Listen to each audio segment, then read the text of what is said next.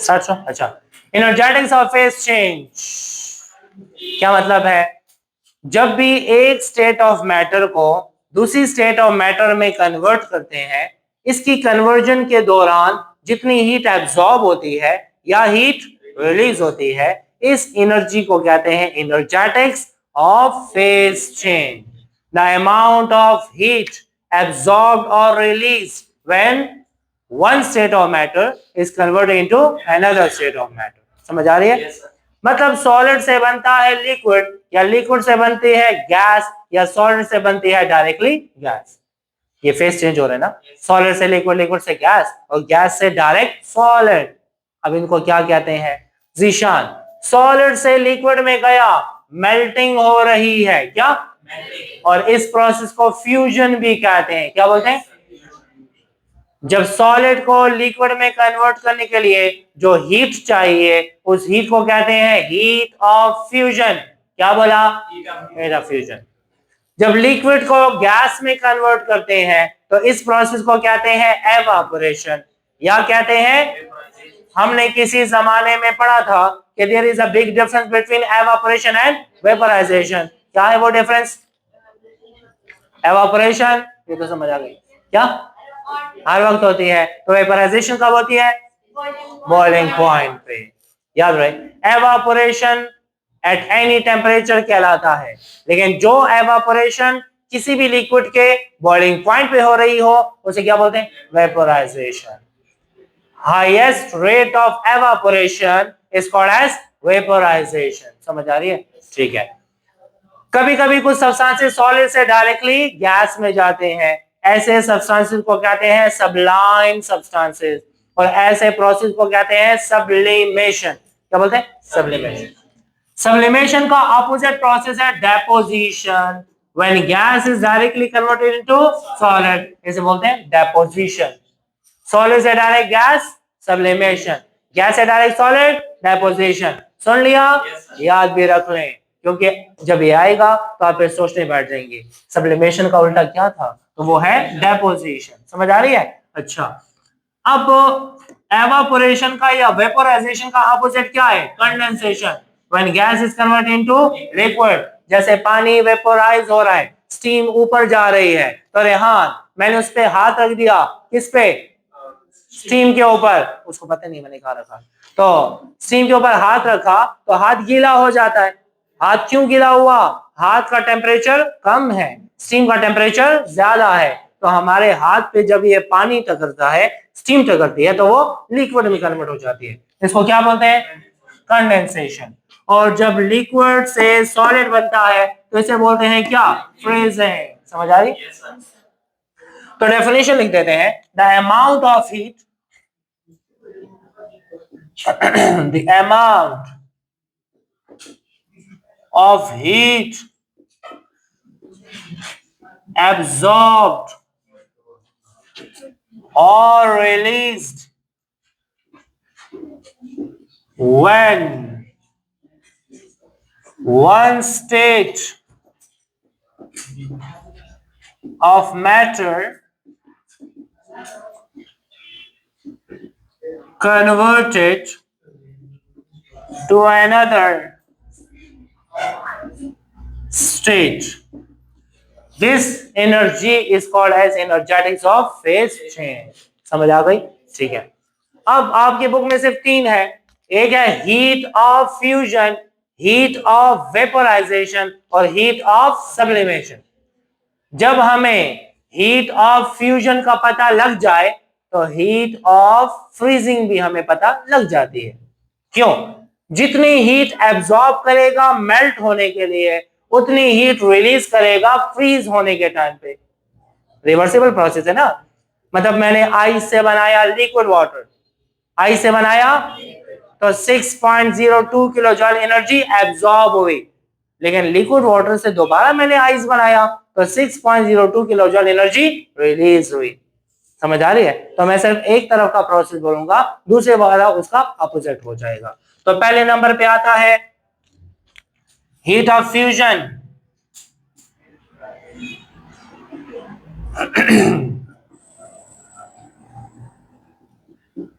Heat of fusion क्या है? The amount of heat required to convert solid into its liquid at its melting point. वहां पे क्या था? Boiling point. वेपराइजेशन में क्या था? Boiling point. यहाँ पे क्या फिक्स रखेंगे? Melting point. अच्छा सुने, मैंने ले लिया है मोहसिन, मैंने ली है आइस, और आइस का टेम्परेचर है लेट सपोज -5 डिग्री सेंटीग्रेड. क्या है? -5. समीर कितना टेम्परेचर है? -5. अब मैं -5 के होते हुए इसको मैं देता हूं 200 किलो जाउल एनर्जी. कितनी? हाँ ताहिर, यहाँ देखो, रेहान, कितनी एनर्जी मैंने दी है? अब 200 किलो जाउल से थोड़ा सा आइस मेल्ट हो गया, तो क्या 200 के 200 ने मेल्ट कर दिया या नहीं? कहां गई बाकी हीट? जिस तरह वहां पर था वैसे यहां पर भी है. मैंने जो हीट दी है, कुछ हीट इस्तेमाल हो जाएगी टेम्परेचर को ज्यादा करने में. टेम्परेचर को ज्यादा करने, let suppose 200 kilo joule energy दी है, तो -5 से टेम्परेचर हो गया कितना? 0. 0 तो हो गया, लेकिन इसके साथ साथ कुछ हीट इस्तेमाल हो गई मेल्ट करने में. तो इसको हम heat of vaporise sorry melting या हीट ऑफ फ्यूजन नहीं कहेंगे. आइस का टेम्परेचर मैंने फिक्स रखा है कितना? 0. अब इसके बाद मैं इसको हीट करता हूं. क्या करता हूं?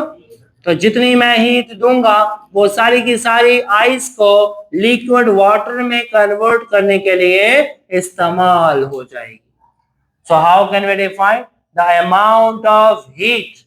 The amount of heat required to convert solid into its liquid at its melting point. Mohsin, इस शेर में शायर क्या कह रहा है? दागोशो, इसकी तशरीह करो, हवाला मतन बताओ, और ये आपको सवाल बताओ. वो तो उसमें आता है. चलो बस इसमें भी है. हाँ बताओ, जल्दी से बताओ, क्या मतलब हुआ? मेल्टिंग पॉइंट का फिक्स होना क्यों जरूरी है? क्योंकि इस पे तो तुम बेइज्जत हुए थे. बताओ, नौमा का साथ देखा.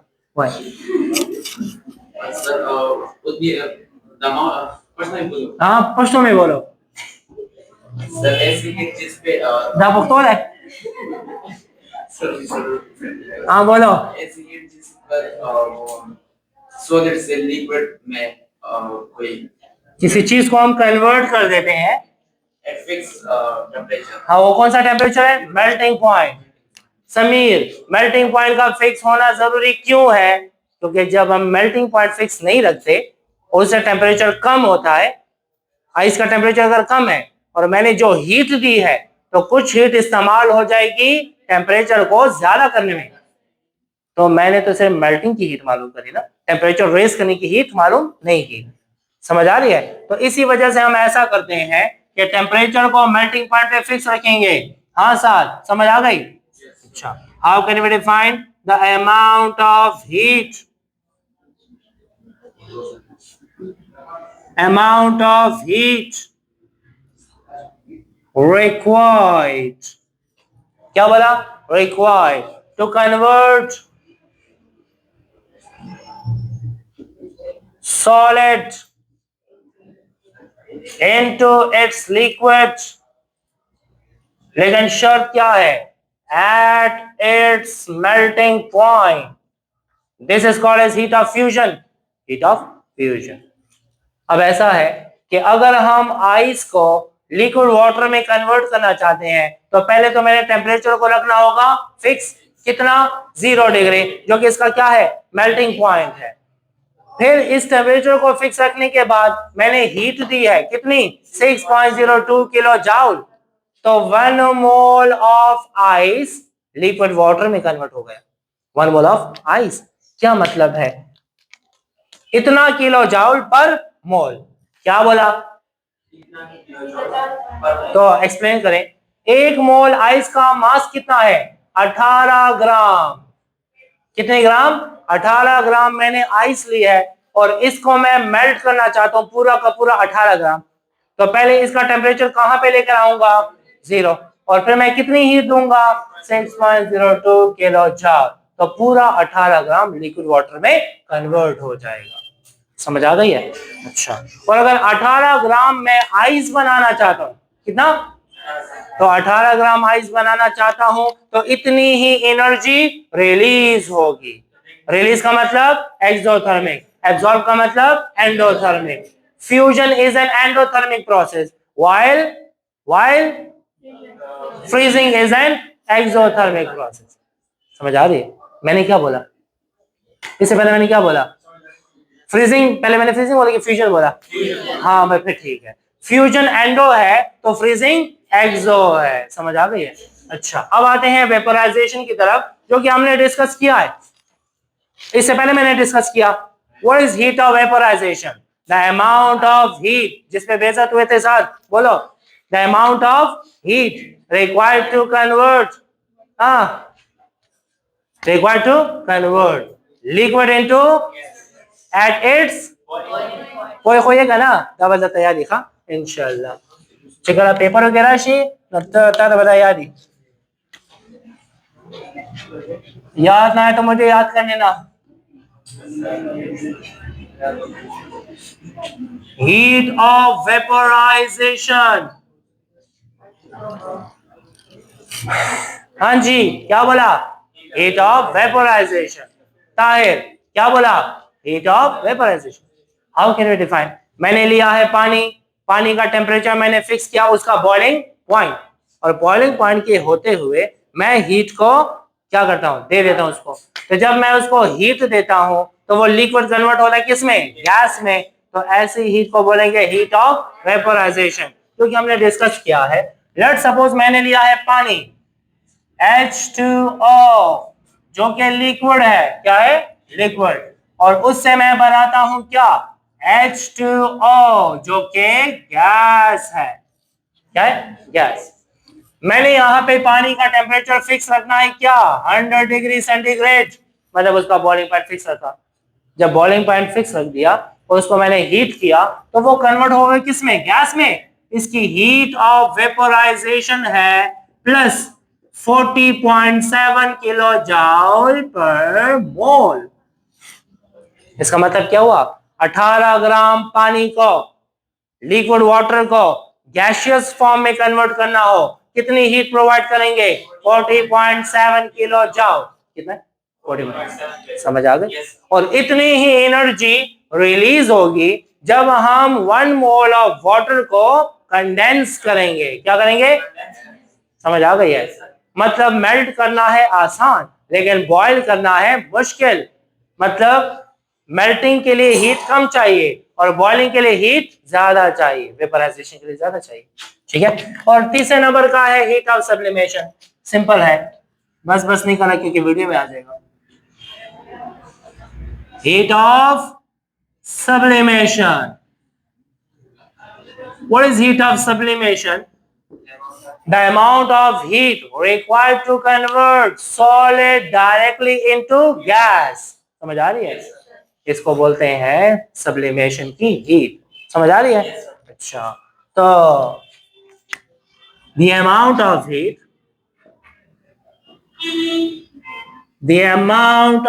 heat required to convert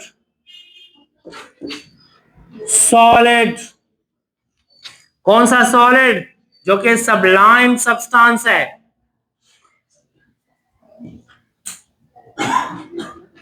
directly into gas,